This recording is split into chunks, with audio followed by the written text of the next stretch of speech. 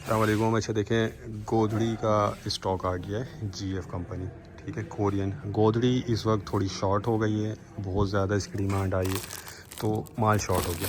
अच्छा, ये बी वाली है गोदड़ी और 80 किलो वाला बंडल है। इसका थोड़ा सा माल मैं आपको दिखा देता हूँ। देख लें, जीएफ की माल अच्छा होता है, अपने नाम से ही बिकता है ये आइटम भी।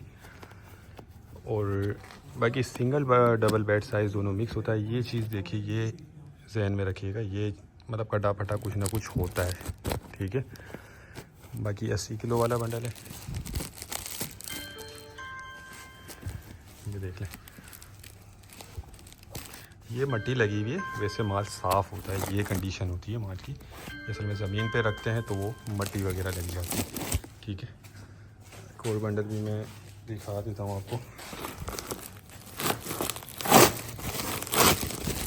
ये देखें, माशाल्लाह माल इसका बहुत ज़बरदस्त साफ़ सुथरा है, रंगीन माल है।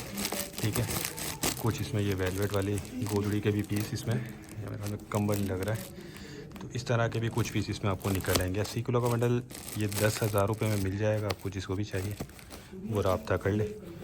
ठीक है,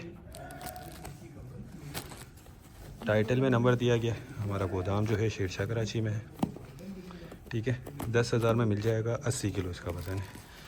तो जो भाई भी इंटरेस्टेड हो रब्ता करके अपना ऑर्डर बुक करवा लें।